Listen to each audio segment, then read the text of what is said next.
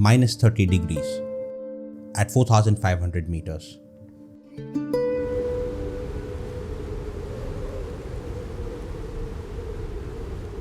In a week that went by in the blink of an eye.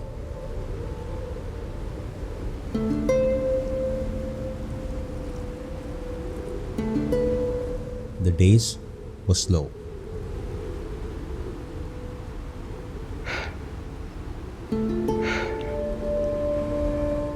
And the minutes were slower still.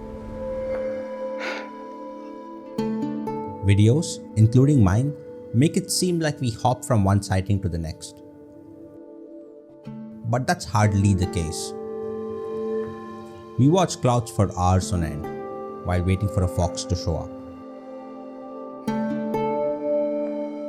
And we drove for many a mile through mountains so wide that it hurt our eyes.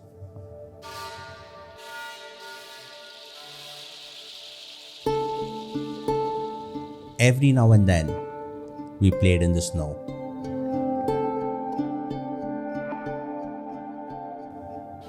But mostly, we were taking shelter from it. And as harsh as the going got, I don't remember ever cribbing, because when we'd look around, we'd wonder if this place was even real.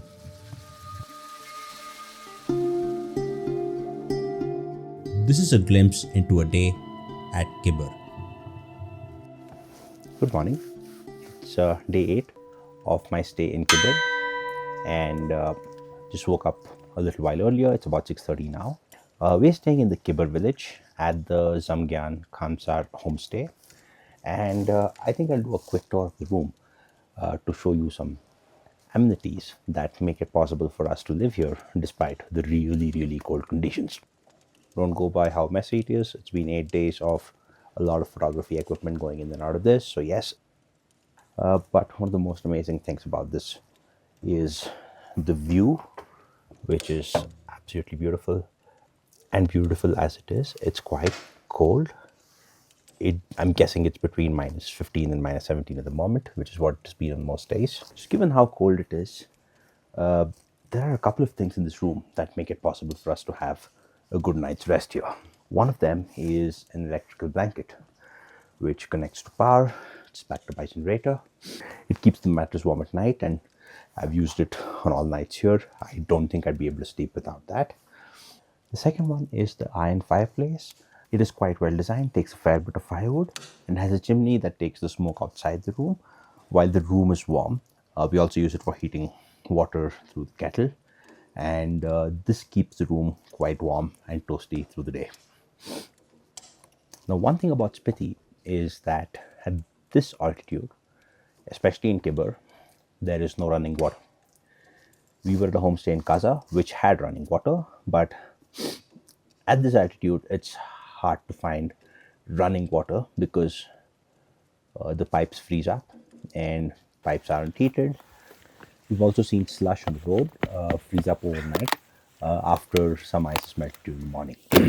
So managing water here is a bit of a challenge, and I'll give you a quick understanding of how this works. One, there is like some amount of water kept in our rooms, and we use it very sparingly because, like I said, you can't put it into a sink. All of this goes into a bucket and we need to throw it outside.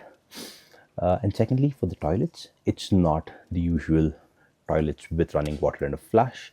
It is what's called a chemical toilet, which of course has a flush, but all of it is contained in that unit, and it also needs to be disposed of manually. So it's not the most convenient thing, but when you think about the fact that we are at 4,500 feet, it is probably the most luxurious that it's ever going to get. I know what you're thinking, and I can't get over it either. One cannot bathe here for weeks on end and not be judged for it. Spiti tourism should lead with this in the advertisements.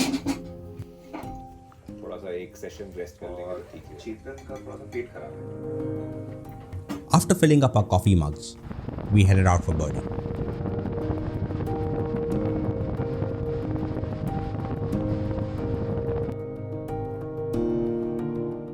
So we're at Shilanala where we need to start birding. We need to drive down a bit and we'll probably do as much birding from the car. But Sonam is now scanning the area to see if there are any raptors. Otherwise, we just go down and look for the red starch or the snow finch or the rose finch and any other birds that we might find. Earlier than usual start today, we haven't yet had breakfast. Hopefully we're carrying some or we'll get back and have some. But yeah, waiting for Sonam to finish his scan, and once he has any information about raptors, we'll head down. When we drove down to the Nala, we saw flowing water for the first time in a week, and our crew made the most of it to give our car a much needed wash.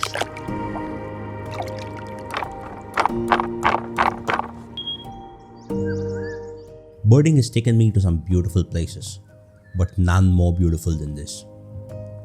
And as soon as I got my first bird into focus, I remembered what made bird photography so frustrating for me. No focal length is long enough. You're always a few 100mm short. After moving around for a bit, I was finally in range of a shrub that birds perched on. This is a white-capped redstart, and they are common around flowing water here.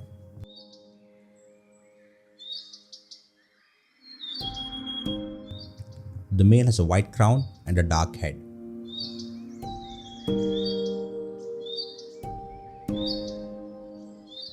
The female is grey-brown with a rufous tail. They mostly feed on insects. Much like the rest of Spiti, Shilanala had its fair share of plastic and garbage. I saw a signboard while driving up here, asking us to leave behind only footprints and take back only memories. We are leaving a lot more behind, aren't we? The chuka partridges were interested in the garbage too. They are also quite common here.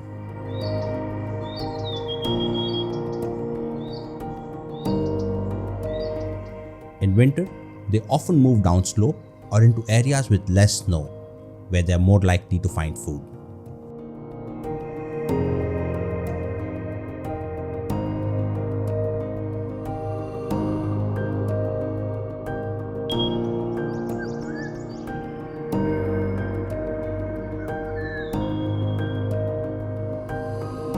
It's about 9:15 now and we are stopping for breakfast.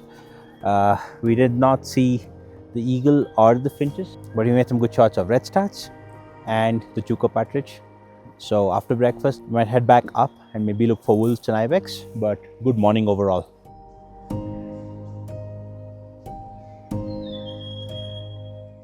What I love about breakfast in the field is that the longer you marinate it in a great sighting, the better.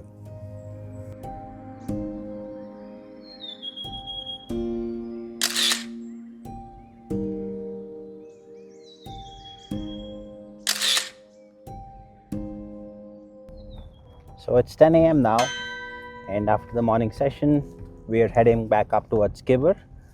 We haven't been able to contact the folks up there because there's no signal. We have another scanner, Tsering, who's somewhere near Kibber and Cheecham looking for snow leopards. Haven't been able to contact him. So I guess the general plan is to drive up towards Kibber and hope to contact him along the way and see what other news of wildlife we have. We headed back to Kibber. There was no news from Tsering yet. Some folks stayed back at camp. Sumit and I, along with our porters, Tashi and Poncha, drove further up towards Cheecham to check out a fox's den. We'd seen a fox there daily for the last 3 days. My default setting on wildlife trips is to be out in the field. I don't mind photographing the same animal again and again and again, or just waiting it out. Being in the wild itself is a gift. But more importantly, in wildlife, nothing is happening until it does. The fox was down in the valley and could be seen from this vantage point, about a kilometer downhill from the road. When we got there, the fox was doing what she did around this time every time we saw her.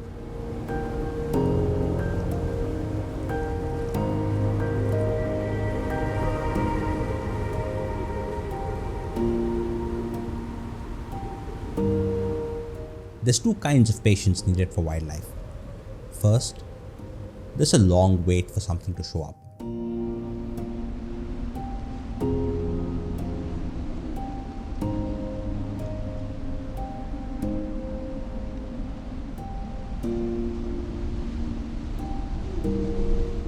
And since there's only so many shots one can make of a sleeping fox, the second patience is about waiting for the subject to do something.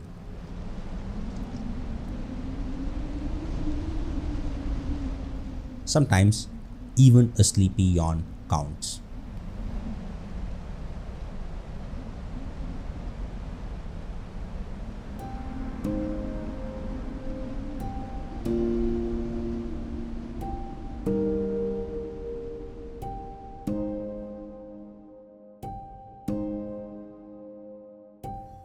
The fox got up after an hour or so and walked away deeper into the valley, beyond our line of sight.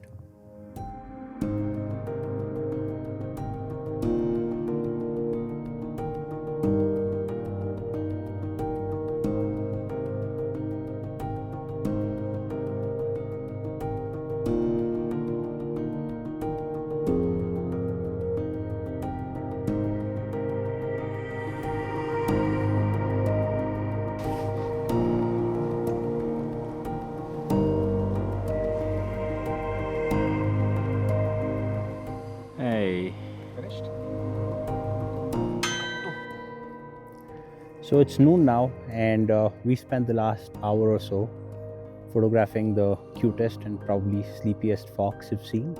She made her way across that hill, and now we're going to get back, get some lunch. Sonam's gone a little bit higher. He's scanning that part of the area near Cheecham, and hopefully he'll let us know soon. Another tracker is scanning another part of Cheecham, and we'll wait to hear from them. And we have some downtime, so now we'll go back to the homestay, get some lunch. And this is only the second in 9 days that we're going back to the homestay for lunch, so it's been a good trip in that way. Most of our lunches have been in the field, but we had a breakfast in the field this morning, so I guess it evens out. So heading back there now. And then we climbed back up. We'd been here for 8 days and we were acclimatized. But every climb took its toll.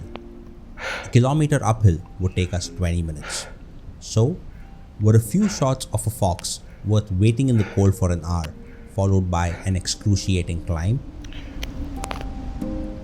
I think so, and I hope to have the will and optimism to always vote in favor of staying back in the field. Because in wildlife, nothing is happening until it does.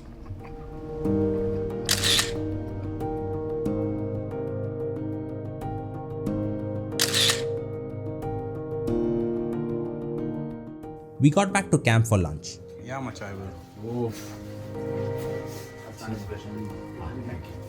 Our homestay had a common area below, and we probably used it more than our rooms. Hanging out, dining, making coffee, and sipping it over the next hour.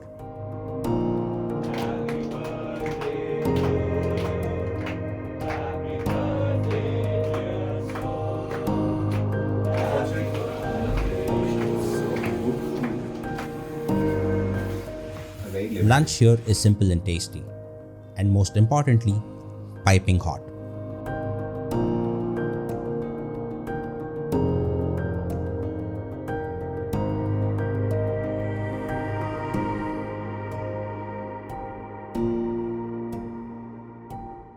So I had a heavy lunch, and I'm tempted to go back and sleep, and one of us is exercising that option. But I think we're going to go back to the Cheecham Bridge and wait there, because both our scanners are near Cheecham Bridge at various elevations. Hopefully one of them has heard about a snow leopard, if not spotted one. Otherwise, we've got the ibexes there, which we might shoot, or we might go back to the beloved fox.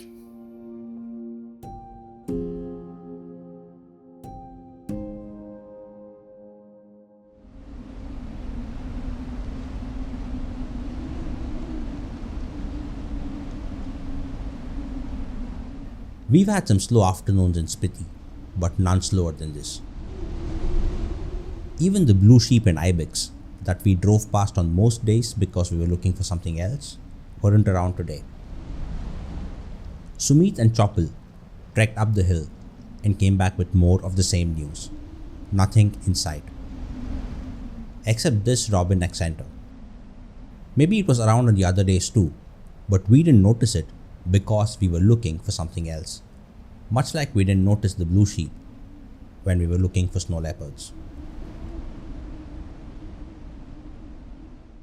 I then spoke to a resident wildlife expert who'd been tracking the comings and goings of blue sheep and ibex every day. So, buddy, you've been chasing blue sheep and ibex all week. Any information on where they are? No. Any information on snow leopards? Have you been able to smell them, see them? Any news on that? No. Any news on red foxes? I've seen your cousins steal their well-stashed meat. No. No info. So it's 3:30 now, and we've had lunch, we've had tea, and we're camped at Cheetham Bridge. No news on the snow leopards. We spent the afternoon, rather the early part of the morning, photographing birds and then the red fox.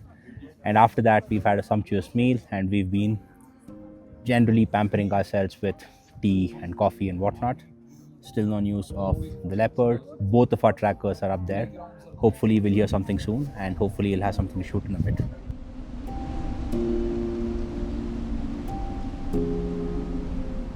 It's one of those rare days where we saw absolutely no wildlife. No blue sheep or the ibex. And I guess over a long enough timeline, you have days like this, which goes back to show how precious the days we had at the start of our trip were, where we saw 3 snow leopards in a day.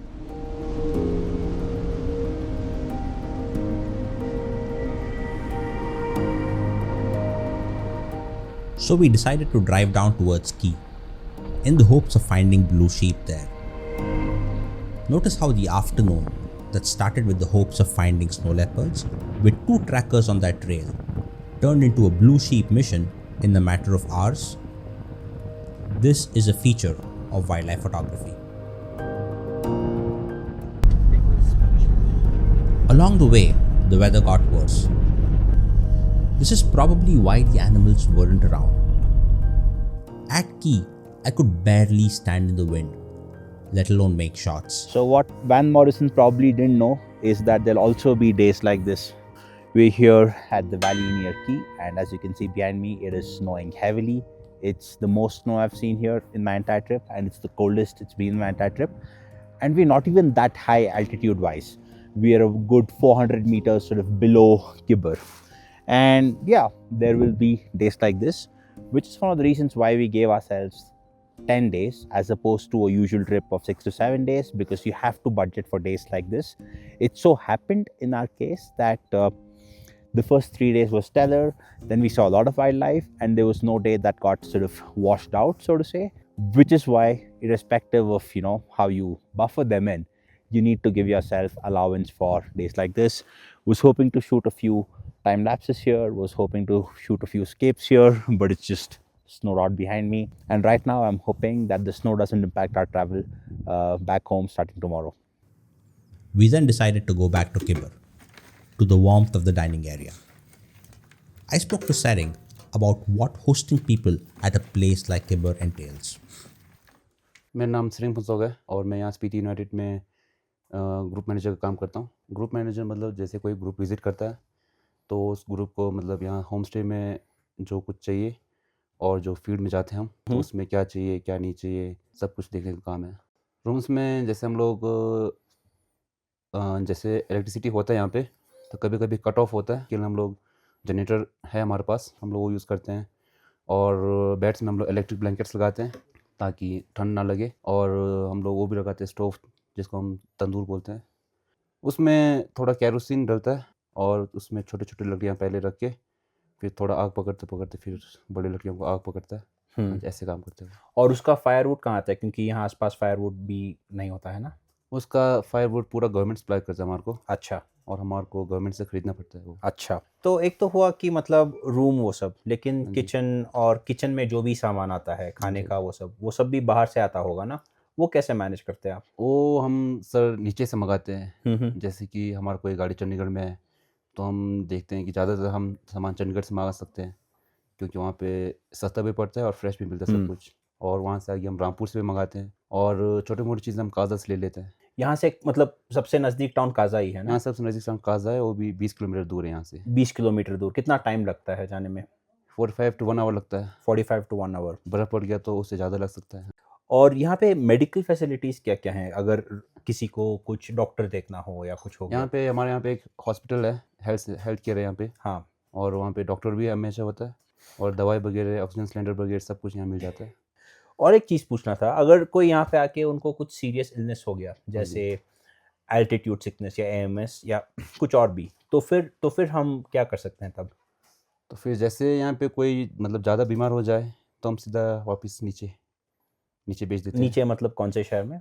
Rampur Rampur. या काजा उतार देंगे नीचे। अच्छा। हाँ जी, जो थोड़ा लो altitude में हो। आपका क्या सजेशन होगा अगर कोई पहली बार आ रहा है यहाँ पे हाँ जी। और ये वीडियो देख रहा है, और उसको प्रिपेयर करने के लिए आप क्या बोलेंगे उनको कि मतलब 2-3 चीज़ें जो हमने भी शायद मिस किया हो, आपका क्या सजेशन एडवाइस होगा उनके लिए? उनके लिए मतलब पहली बात तो मतलब जो गियर आप लोग पहनते हो वो मतलब प्रॉपर गियर, एक शूज़ अच्छे, कोट अच्छे, जैकेट अच्छे होने चाहिए। और दूसरा, यहाँ के लाइफस्टाइल के बारे में पता होना बहुत ज़रूरी है। हाँ। कि यहाँ पे मतलब चीज़ें कहाँ से आता है, पानी का सोर्स क्या है, खाने पीने का सोर्स क्या है, रनिंग वाटर नहीं रहता रनिंग है। वाटर नहीं रहता है। Thank you so much. आपने हमारा स्टे तो बहुत कंफर्टेबल किया है, उसके लिए Thank thank you, you sir. Very much. Thank तो you. हम सबको बोलेंगे कि आपके साथ इस होम स्टे में आएँ और आपके साथ काम करें, और हमारा स्टे बहुत बहुत कंफर्टेबल था। Thank you so much. Thank you sir. Thank you.